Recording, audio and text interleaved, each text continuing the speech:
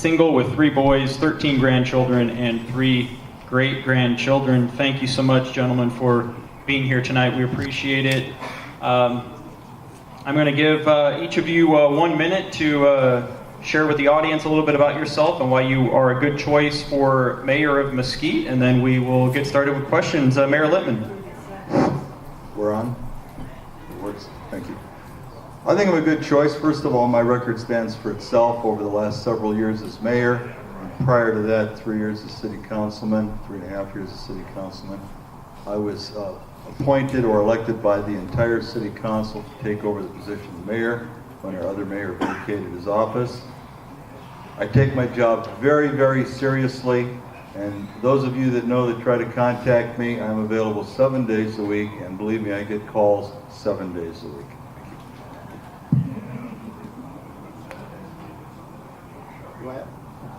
Do I have to push it? Oh, there we go. Good evening. Good evening. I'm Mark Pareda, and I gotta share something with you. When I filed my application to do this last April, the past 7 months, believe me, I've gotten up and I've said, Art, why in heavens are you doing this? Do you want the stress? Do you want all this? And you know what? My answer is, I really love Mesquite, and I'm very sincere about promoting and growing with Mesquite. I have my son here, Eric, and my grandson here, and I want to provide for the young families here. I really do. By that, promoting growth, by that, bringing in industry, by, you know, we're far from being a senior citizen community. We have to think about the young families and the kids and children that we have here and to produce and create jobs for them. We really do. Thank you. Thank you, gentlemen. We will start, as we have with the previous candidates, with a question from Corey Clementson. How do you feel the golf industry has affected the economy here in Mesquite in 2016?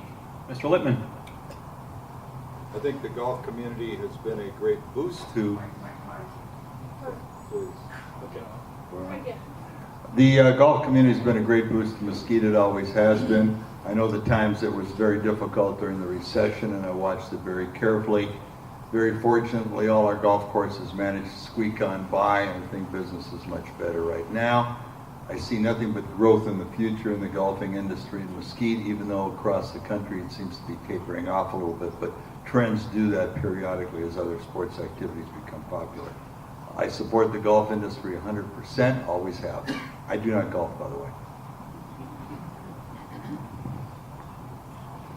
I do agree with Al. I really do. And one of the things that brought me over here was the Mesquite Amateur. And that's how I discovered Mesquite. And as I moved here and I came over here, then we had the long drive, the long drive competition, international competition. Unfortunately, the city lost that. And I says, there were a lot of people that were disappointed with that. And now, you know, they moved over there to the NASCAR, where over there, and the golfers really weren't happy over there. Right now, the long drive is looking for a home. I understand they're back east somewhere. But golf is very important to the community. Especially, you have some Class A golf courses here, and you have, you know, the PGA qualifying here also. So I fully support the golf industry, 100%, and I am a golfer, and I need to get back out there. Okay, Al, as promised, you as an incumbent get the same question, long-winded question I asked everybody about public officials making themselves available in forums like this and to their citizens. You don't have to ask the whole question, okay? The answer to that question is, I'll speak for myself as an individual, and I believe everybody that knows me knows that I've been available since 2011, 7 days a week, every single day. In 2011, they had about a half a dozen of these forums for city council because there were 11 people running for office. I attended each and every one of them. The same thing occurred in 2013, where I attended every single one of them. The same thing this year. There's been 2 that I've been asked to be at, and I'm at both of those. I cannot speak for other candidates as to why or why not they will not show up to a public forum. I find public forums fascinating. I also, by the way, spoke the other day at the Desert Dames Luncheon with over 150 ladies, or 140 ladies present, and left the second half open for questions, of which there were numerous questions asked. Everyone was answered. I always answer the questions.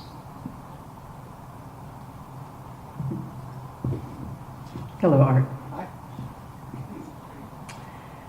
Nevada is one of 20 states voting on recreational marijuana this November. If passed, how do you see the tax revenues helping Mesquite? You know, that is something that's coming up, quite a bit. And, the tax revenue will help. But there are so many pros and cons on recreational MJ. And, you have the statistics that are already coming out of Colorado and where children are getting overdosed and stuff. And I think what was happening, I was talking to somebody earlier, is people, recreational marijuana they're looking at it like cigarettes. Okay, there it is, and they're just putting it in the counter, accessible to children. Now, we don't need to do that. But yet, it would enhance and bring in a tax base. But at the same time, how do you control that? How do you control the quality of it that comes out? And the other thing and the issue that you have here, because the feds haven't really approved that. So at the local level, we're okay, but at the federal level, we are not. So, it's kind of up in the air of what's going to happen with this particular legislation if it does pass. Mayor Lippman, this is a question that was submitted by a resident, and unfortunately my computer died, so I can't identify who that was or repeat it verbatim, but essentially the question was, how involved have you been in speaking with local business owners to engage with Southwest Gas and just kind of to bridge the communication between local business and Southwest Gas so that Southwest Gas can put together an application to bring to the Public Utilities Commission? We held our very first meeting last week at City Hall upstairs. We had over 60 business people represented. That was our first actual face-to-face with businesses and Southwest Gas. I've been meeting with representatives of Southwest Gas for the last 18 months periodically.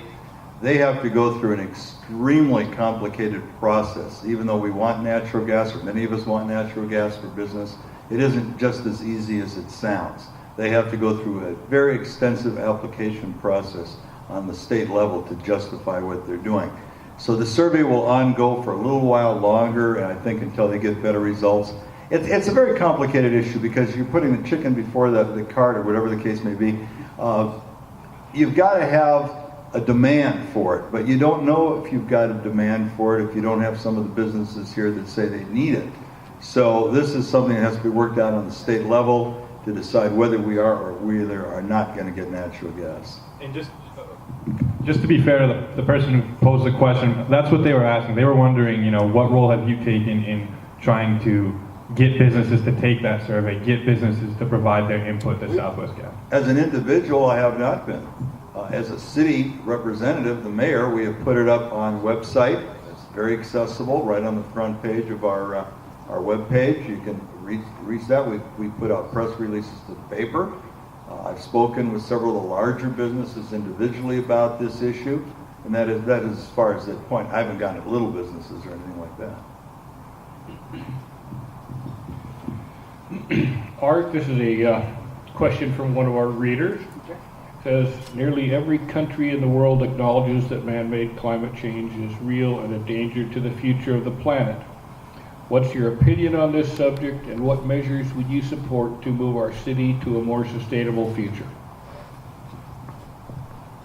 That's a presidential question, but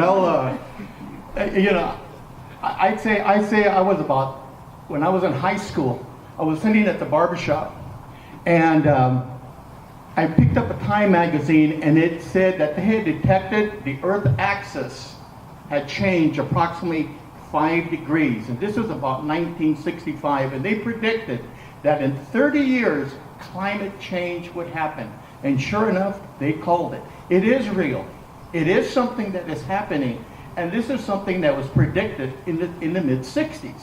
So climate change, you know, what can we do? We really can't do anything because we do have to protect our own ozone layer. We have to protect those things that are going to affect us, not just now, but for the longevity. I mean, it's something, because in California, we were aware of the gasoline. We had to put vapor recovery in gasoline, et cetera, because that was damaging the ozone layer. And climate change is very real, and we should take it very seriously.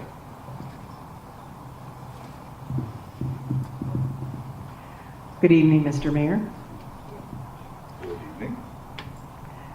Much of the Mesquite Boulevard corridor looks like it did back in the 50s and 60s. Are there any plans to enhance the curb appeal? Actually, it doesn't look like the 50s and 60s, because in the 50s and 60s we had 5 dairy farms located on Mesquite Boulevard. Mesquite Boulevard, with the exception of City Hall, the fire department, and I believe 2 very small parcels, are all privately owned by other individuals, not by the city of Mesquite. So as far as curb appeal goes, there isn't much we can do because we're not building anything on Mesquite Boulevard. The city is not in that business. I don't know how better to answer the question. As far as asking businesses to clean up, you can. I've been told before, well, why don't you just condemn that building? If you know anything about the condemnation in the state of Nevada, property owners have a lot of rights. You just don't say, I'm condemning your property. Number one, you better have an awfully good reason for it, and it can't be used for private development, not in this state. And secondly, with that, we would have to end up paying fair market value for that property and negotiating for it. The city is not in that business of buying lots that are worth, as an example, $300,000 and paying $5 million for it. Because some of those are priced just like Manhattan real estate, and we're not in Manhattan.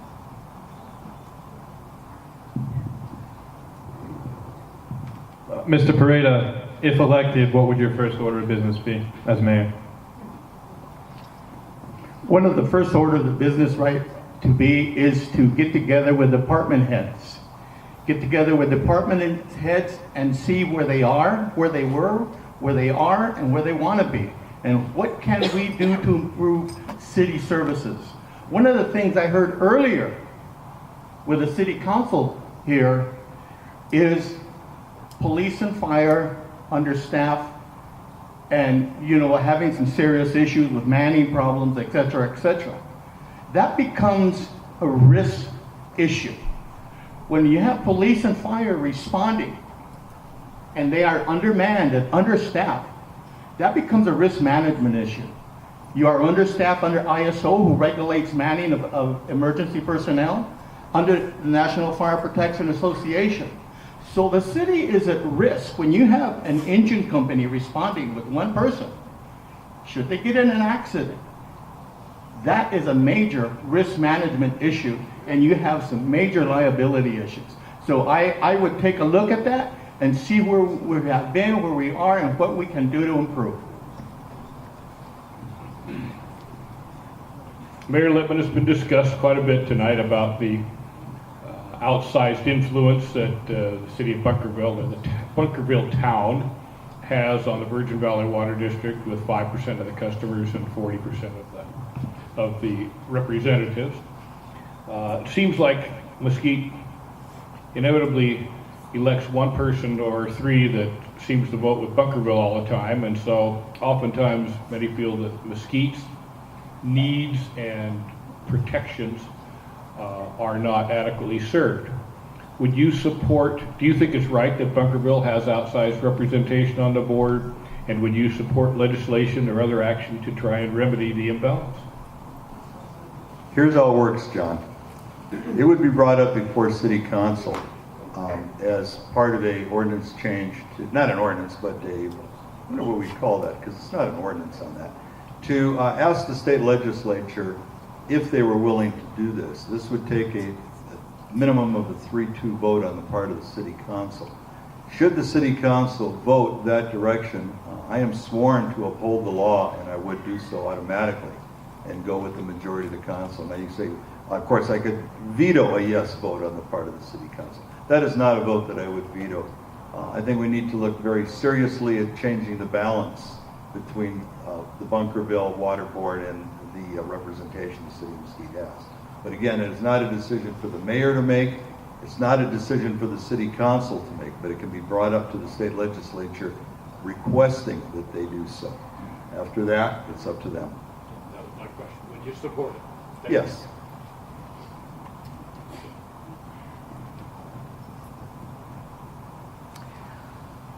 You are elected as the mayor of Mesquite. What do you see as being the biggest obstacle for increasing business permits as well as jobs? What would be the biggest obstacle for increasing building permits and jobs? Well, that's one thing that we're going through right now, and I don't know if the city realizes it. We are going through some growing pains. I've been involved with that, and sometimes it appears right now that you can't see the forest because of the trees. We have to promote outside and come in and get these building permits, get use permits going, and promote industry commercialism. But the deal is, at the same time, Mr. Littman brought it up at City Council. I fully agree. Kids are graduating and they're leaving. So the deal is, we need to give them an incentive to stay here. We don't want Mesquite to be to learn something, and then once they learn it, they leave and they take their knowledge and expertise. We need them to stay here. It's a great segue into my question for Mr. Littman. At the chamber luncheon last month, you mentioned that one of the challenges that the city is facing really is its workforce. A lot of young people who aren't necessarily old enough to work, and a lot of retired folks who are no longer part of the workforce. So to build off what Mr. Pareto was saying, how can we provide an incentive to develop the workforce here in the city that's necessary to the city's vision of economic growth that they currently have? Well, currently we have Mesquite Works. We have a contract going, not the city, mind you, but outside agencies, with MRBI as well as with the Salvation Army for training young people into some of the new potential positions that are coming into Mesquite. I talk to people down at CSN all the time in Las Vegas because they've got a lot of vocational programs. They also have thousands and thousands of students. Our only high school here graduated 135 students last year. That's about the norm for them. It runs between 135, 140, 145 every year. It has for quite some time. We don't have the numbers alone to start with. Some of them, of course, go off to CSN. Some of them go up to Dixie. Some go into the workforce. Some kids are just not interested at age 17 and 18 working, period. They will eventually come into the workforce as there's openings for them.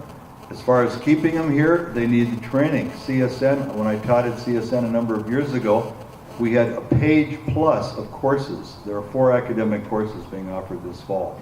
The city has no control over what CSN does. In other words, these kids have nothing to go to, literally.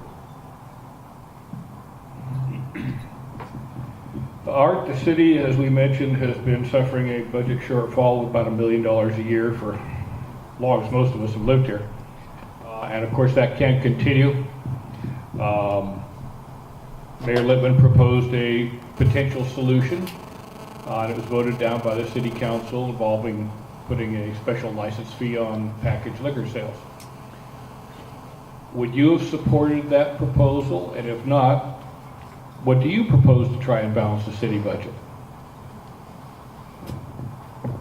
To some extent I do, but I noticed it's like a taxing here, little tax here, a little tax here. One thing I did agree at one of the city council meetings, city council person Rapson, he says, when Lee was we were proposing the 3% tax, he said we went 1.5. He said, Rapson said, and I agreed with him, He says, I prefer just a tax across the board. We are the lowest tax rate here in the state of Nevada. But at the same time, what do we have to show for it? Every year we are broke. We have to realize that we don't have a tax base. We don't have a revenue to carry us through another recession. If another recession were to bottom out on us, we wouldn't have those mason jars underneath the porch to save us. We have to create a tax base. And by that, we need to bring industry and commercial business in.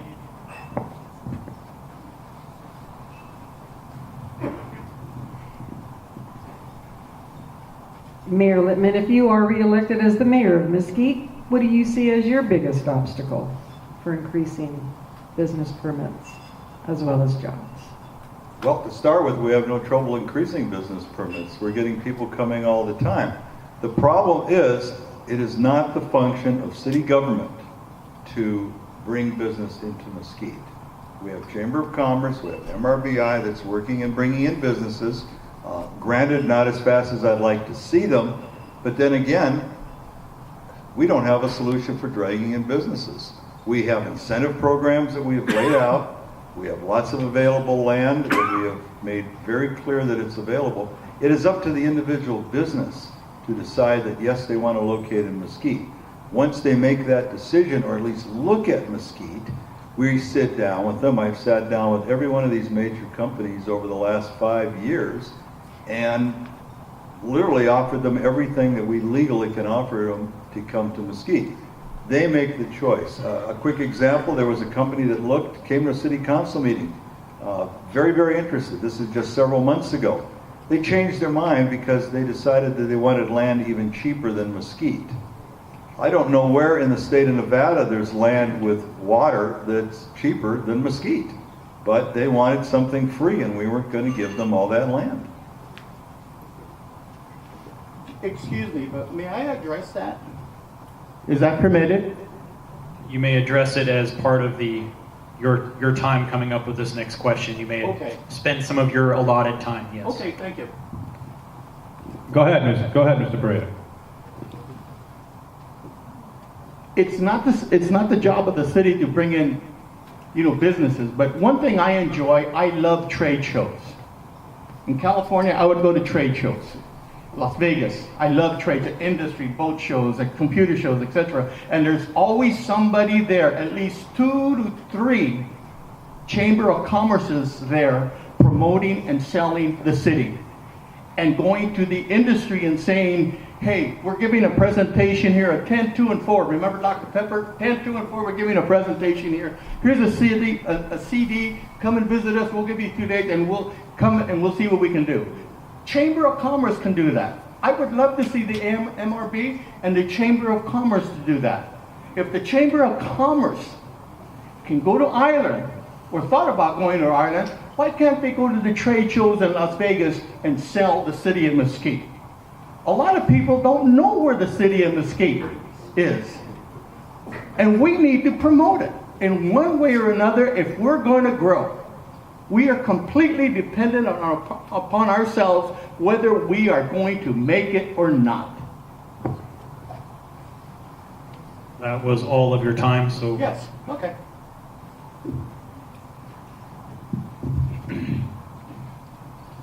Mayor Littman, you seem to have at least one side of the political equation in the state of Nevada that seems to be reviving the enchantment with having a nuclear waste disposal facility here at Yucca Mountain.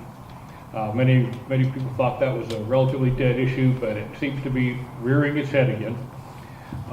As I said earlier, that involves shipping an enormous amount of that toxic nuclear waste right through the middle of our city. As mayor, would you support or oppose such a plan?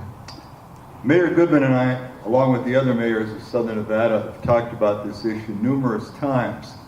Other than the fact, and also with Nellis Air Force Base, by the way, because I serve on their Civilian Military Council, and lo and behold, they tell us that they're shipping nuclear waste all the time through this state. They don't bother to tell us about it for security reasons.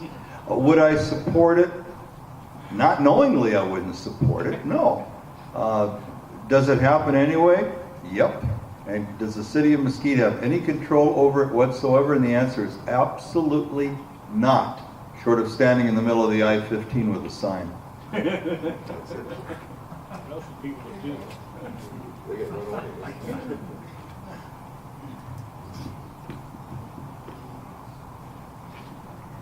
Art, what does the master plan look like to you?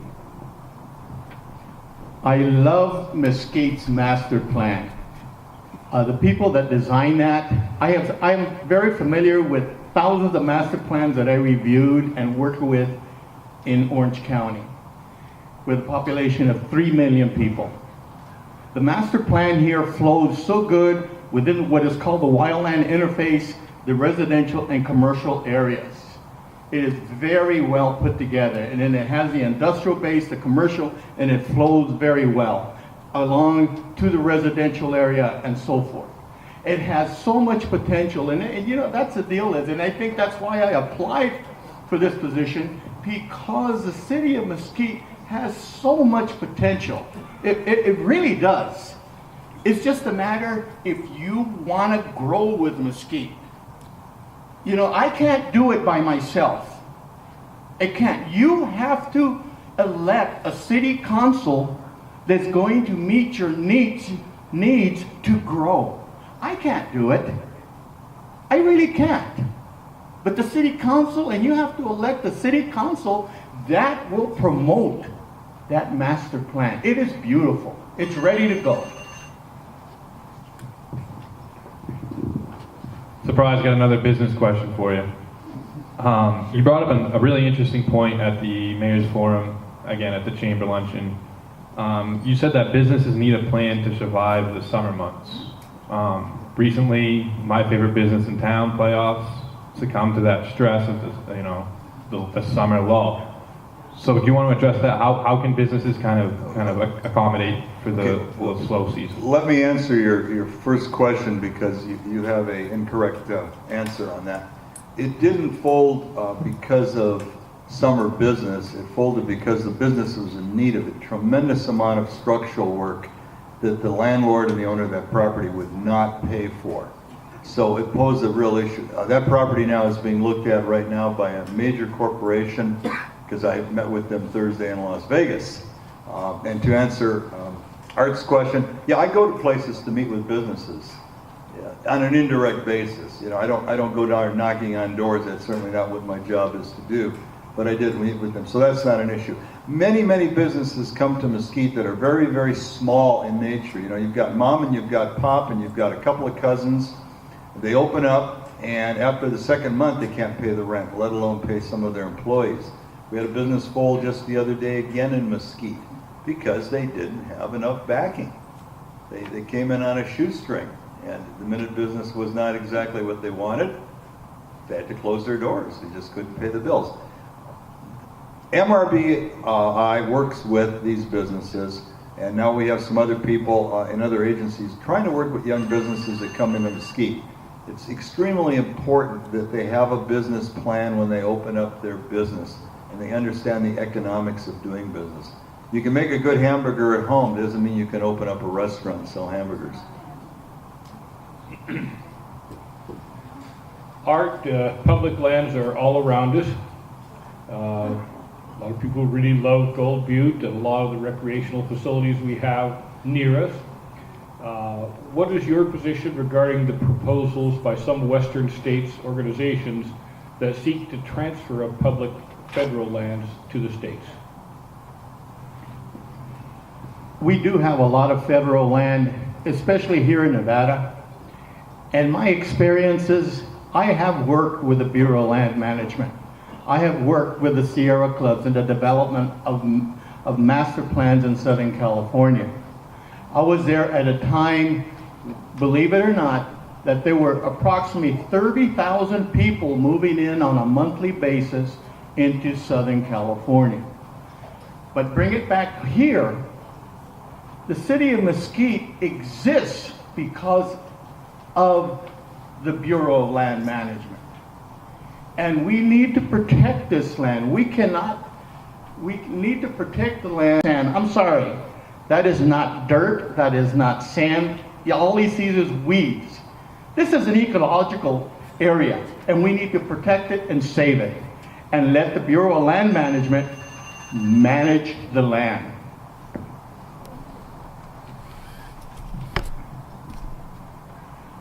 Al, I asked Art a question earlier about the master plan. Can you add anything to that, or change?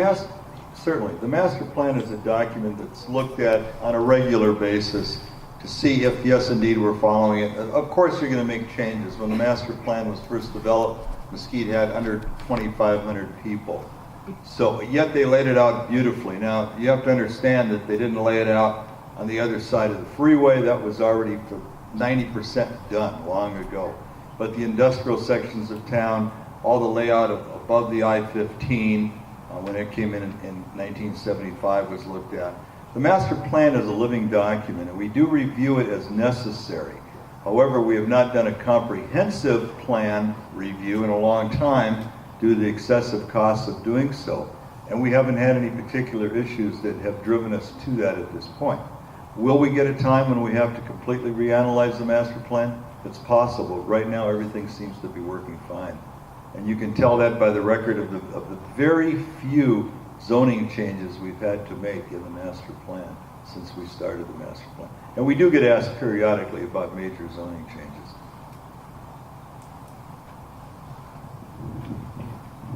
Mr. Pereira, I don't think this is necessarily directly the mayor's bag here, but it is something it's a statewide initiative, and it's something you said you'd like to see the city take the lead on, and that's raising the minimum wage.